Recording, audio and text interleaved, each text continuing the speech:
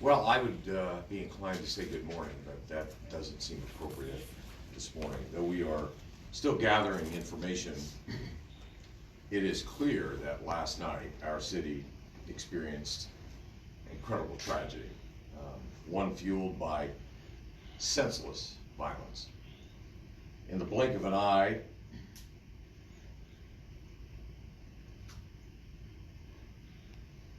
four young lives have been lost, victims of a cycle of pain and hopelessness that has become all too common in our city and other urban areas across the country.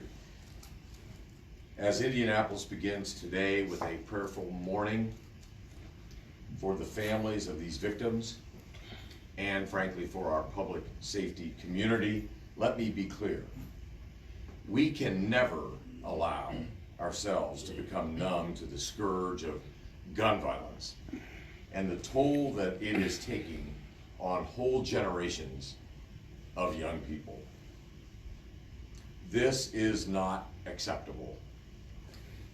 This is not who we are as a city. This isn't who we are as neighbors, as brothers, as sisters, as fathers, as mothers. This is not normal. And like so many in Indianapolis, I am heartbroken to have IMPD stand once more and give a briefing on a violent night. But I also want to be clear about something else. We can and we will turn this sadness and reflection into a community call to action. Action. Nothing said by any of us or anyone outside this room does anything to help our young people unless it leads to action. Because despite millions of dollars in taxpayer investments in policing and in neighborhood anti-violence initiatives in recent years, time and time again we are confronted with the ripple effects created by a proliferation of guns, drugs, and poverty in our neighborhoods. Local government has created committees, commissions, and funded studies. We've heard from subject matter experts and adopted best practices. We've hired hundreds of new officers. We've equipped our department with new technology, bolstered witness protection, and doubled funding for anti-violence groups. We face a challenge that traces its path across generations and through neighborhoods. But at its core, it's never going to be solved by government alone. And it certainly will not be solved by politics. What we are confronted with is a question of who we are as a people. What we are confronted with are broken hearts and lost souls. After years of plans and appropriations, it is clear the work to mend those wounds will take place in classrooms, in church basements, in community centers, as much as it will inside the walls of the city-county building. There are no opponents over this issue. We all want this solved, especially the families of the young people who fear violence daily. And I share their frustrations. I share their anger of so many this morning. But I remain confident that our path toward peace will require open hearts, not clenched fists. Let us resolve that these mindless acts are unconscionable but not unstoppable. Let us come together as one city to pursue the changes in hearts, minds, and policies that will make our community safer for all of the residents of Indianapolis. Chief.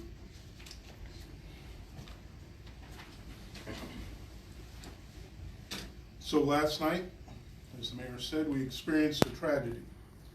We are heartbroken for the families and for the community.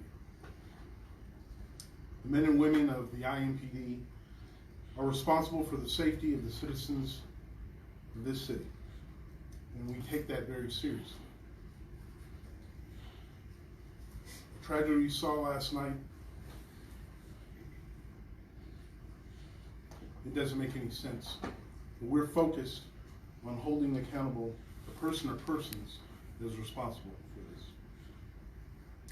But we can't do this alone. We've talked about it before. We're going to need help.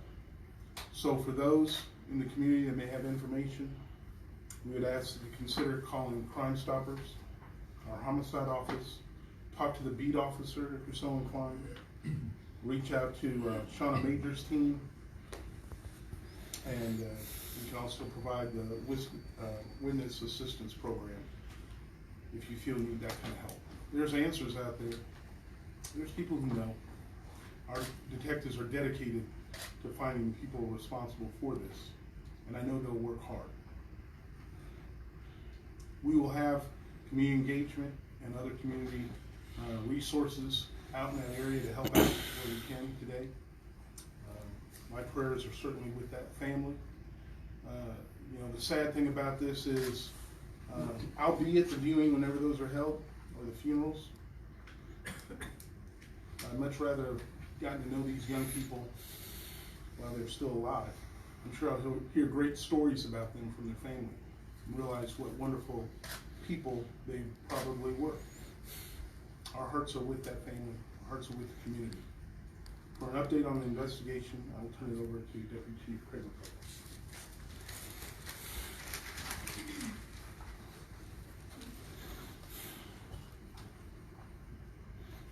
Good morning, and thanks for being here. And I hate that we're here to talk more about more senseless violence and death. Before I get started with a summary, obviously, I just want to also recognize that there are 4 families who are grieving and mourning the loss of 4 lives that were taken way too early by, again, this senseless, pointless violence, and our thoughts and prayers are certainly with them. So I will start with a brief summary of what we have so far. Please bear in mind there's a lot of information that I'm not going to be able to provide to you yet. We're very early in the investigation, so things will continue to change, things will continue to develop, and we will keep you updated on that. But at this point, I may not have a whole lot beyond my update that I'm able to give to you. Last night at 10:26 p.m., IMPD East District officers were dispatched to 4157 Shady Oak Drive. They were dispatched on a run stating that the back patio door of this residence was shattered, possibly shot out, and that some subjects were seen fleeing from that residence. Officers arrived at 10:29, and they found the 4 victims down inside the apartment, and they were pronounced deceased on the scene. Homicide detectives responded, began canvassing the area. They talked to witnesses, summoned crime lab to the scene, and they have been working throughout the night. In fact, when I came down here, I believe they were still just finishing processing the scene, but they continued to process that scene through the night. The victims were determined to be 3 males and 1 female, all aged 19 to 21. We can tell you that we do not believe that this was a random incident. We believe that this was definitely a target incident. We know this happened in an apartment complex, so we know that, I mean, in the apartment complexes, everyone is living in a close proximity to one another. So we know that there are lots of people who saw, heard bits and pieces of what happened out there last night, and certainly we need to hear from them. As you've already heard the mayor and the chief both say that this is a community issue, and we need the community's involvement to help take care of this. And so if there's anyone who saw or heard anything during this time frame last night, we ask that they call. We ask that they call the homicide office at 327-3475. And of course, Crime Stoppers is always available at 262-TIPS. Even if the information that you have or what you saw or heard, if you feel that might be insignificant, please, we still ask that you report it, because all pieces of the puzzle are important, even though in and of, by itself, that fact might seem unimportant, but as a piece of the bigger picture, sometimes that's the piece of information that we need. So that we ask that you please contact us. At this point, I think I will just open it up for questions. Mr. Mayor, when you look at what Indianapolis is going through right now, we're, by my last count, 24 murders. It's only February 7th. Why should the public expect anything different than what's been in the past? I mean, look at our homicide rate. Last night, an effort to create a crime commission shot down along partisan lines. Why should the public have any confidence of anything that's being said this morning? Well, because it's up to all of us. We need to work together as one city and one community to eradicate this senseless, mindless violence that affects too many of our neighborhoods. Let me defer to the president or the public safety chair on this regard. I would like to comment as it relates, Abdul, to your reference to last night's debate over the Violence Study Committee. After hours of debate last night, after all of the heartfelt testimony from community members and impassioned advocacy, and yes, politics, that entire controversy comes down to one thing: whether criminal justice policy is discussed before a committee or whether it's debated before a commission. Think about that for a minute. Committee, commission, planning council, board, bureau, panel, agency.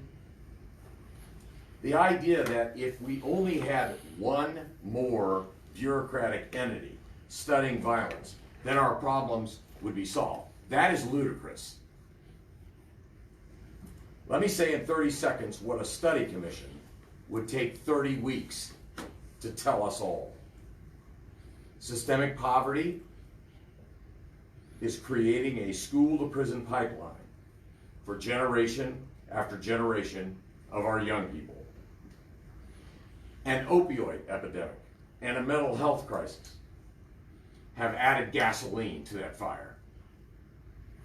Too many illegal guns are awash on our streets. Our juvenile justice system is antiquated. These things taken together are what's driving violence on our streets. We know this. The community knows this. Our focus has been and will continue to be on action, not words, not committees, not commissions, but action. And that's exactly what I plan to dedicate my energies toward in the coming days and weeks ahead. Mr. Chairman, Mr. President. Thank you, Mayor. Leroy Robinson. I think we appreciate law enforcement, appreciate the chief, appreciate the first responders from last night. I think it's unfortunate that we're going on the path of speaking about policy and commissions and committees, bureaus, like the mayor said, in a time like this, as the chair of the committee and the president of the City County Council. our hearts and minds are with the families and the 4 young souls that were lost last night. I don't think this is a time to be talking about policy issues and talking about politics. I think it's important we focus on those 4 young lives and wrap our arms around those families that were lost in the Overscore East side. So thank you so much. We've had multiple press conferences, press statements about what we've been doing, and some of the changes that we're gonna enact, more local beat policing, some of those crime prevention dollars, but what substantial changes are we gonna make to that, to improve our numbers? Or are we just gonna keep doing what we've been doing? I mean, is there some significant, we keep talking about No, I action, mean, I but- think we live in a time where people want instant gratification on things. We live in a social media world where it's instant comments on whatever we're doing. We can't be detracted from the things that we think are gonna work, that we're gonna keep focused on and keep trying to do. The community, the council, the mayor are gonna focus on the things, those long-term things that we know are gonna impact crime in the future. What are those long-term things? The mayor mentioned those. Those are addressing poverty, and lack of access to quality education, jobs, treating trauma, dealing with mental health issues, all those things that are long-term. Your law enforcement officers are going to continue to focus on a small group of people who are trigger pullers, the people that we know are committing the violence in the city. Those are the people that we know, right? I mean, we cannot be in everyone's house. We can't be on every street corner. We don't have a crystal ball that says this is where the next crime is going to occur. Crime has changed, and violent crime has changed in my 21 years. When we used to have Gang A versus Gang B, we know exactly who we needed to go after to stop the violence. We saw that in Butler-Tarkington when I was the commander of North District. We knew we had a gang there, we knew we had a gang up north, and we had to impact them in order to stop the violence. It's the random nature of what we're seeing now makes it more difficult for law enforcement. It doesn't mean we're going to revert back to old tactics where we cast out this large net and hope to find a violent criminal or a person that's committing violence. We're going to stay surgical and laser focused on the people, places, and behaviors, a small number of people, places, and behaviors that are contributing to the violence. We're not going to get pulled back into the old ways of doing things at the risk of harming our legitimacy and relationship with the community that we've worked far too hard to try to build up over the last few years. But we spent millions of dollars, hundreds more police officers. As you said, Mr. Mayor, records investment in our public safety infrastructure.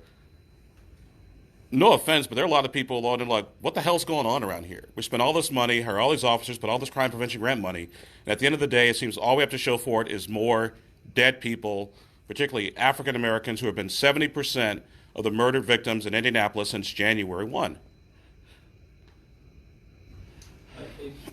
Abdul, I can see your frustration. We're all frustrated too. I mean, I walked into the apartment last night. I saw those 4 young people laying there on the carpet. Do you not think that bothers us?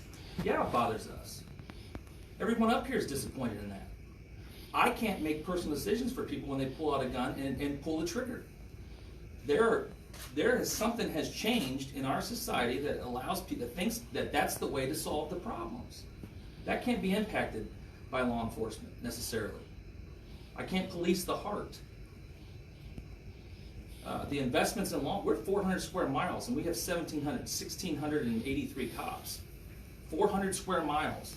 The city of Boston's what, 45, they have 2,000 cops, right? Police officers aren't the answer to this. We have been putting handcuffs on and throwing people in jail for hundreds of years, and yet we still have crime. That's not the answer. Now, there are people that have to go to jail, and we're going to put them in jail. But we also, as a community, have to look in the mirror and address the issues that led us here, acknowledge the past, and then try to prevent it from happening in the future. That's what we all should be focused on. It doesn't mean that the dollars that have been invested have been wasted. They absolutely have not been wasted. But it's more than dollars and it's more than handcuffs. Mr. Mayor, you mentioned the antiquated juvenile justice system, sir. Officers have expressed frustration that when they do deal with a juvenile, they take them to the juvenile center, the juvenile is released with no consequences or no services. What is the city trying to do to address that issue? It seems to be that if you try to root out the issue at an early age, the young folks that are getting in trouble are not getting the services or the help that they need. They're being released back right into that bad environment. What are you doing about that? What's the city council looking at to address that issue? Well, I'd answer that, Raphael, by saying that we are reviewing a comprehensive juvenile justice reform. There's more to come in that regard from a formal perspective. But to reiterate what our assistant chief said, the investments that we have made, Abdul, in public safety, I think are important, and we will remain resolved to continue those investments. But to reiterate Chris Bailey's observation, they can't police hearts, and we need a change in opportunity for young people. That's why I'm so proud of the summer jobs program that we have for young people, the investments that we make in Indy Achieves, the investments that the city administration is attempting to make to change the trajectory of the lives of our young people so that we don't see situations like the one that we saw last night, so that young people are encouraged to make good choices and good decisions with hope and opportunity, not the lack of hope and opportunity, which all too often lead to this mindless menace of violence that plagues too many of our cities, our communities. For Councilman Robinson. This will be the last question. For Councilman Robinson, in the last 12 hours, what new idea, observation, or approach have you come up with that is going to fuel the study and the upcoming work of your committee? Yeah, thank you for your question. Mike quite should have heard my response earlier. But as the Chair of Public Safety and Criminal Justice, our focus is not on what policies we're going to create. I put out a press release last night that talked about our next steps. But today, myself, President Osili, members of our council are focused on the 4 young lives that were lost last night. And not today talking about policy and politics. It's about those young lives, those victims, and their families. And also what the mayor said, we're going to talk about more of the root cause and wraparound services we're going to provide from the city. Today is not about politics, not about policy, not about commissions. It's about the 4 young lives and their families and their victims that were lost last night. I'm not asking about politics, I'm asking what new idea you've come up with or new approach that we struck out on before. Can you give us an idea of what the initial investigation has come out with? What happened in that apartment? Were the victims at all associated with the people who killed them? Was there any apparent motive to what happened last night? We will not be taking any further questions. Oh, come on, we've been After here. yours. I think it's probably too early, really, to speculate on much of that. Like I said, we don't believe that this was a random event, so I think that the scene tends to show that that they were familiar with one another. The victims and suspects probably were familiar with one another.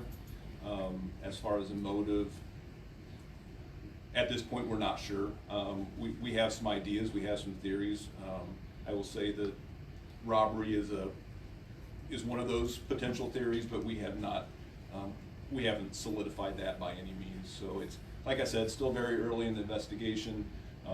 More information will be forthcoming as we learn these things, but that's where we're at right now. Have the families all been notified already, Deputy Chief? I don't believe they have.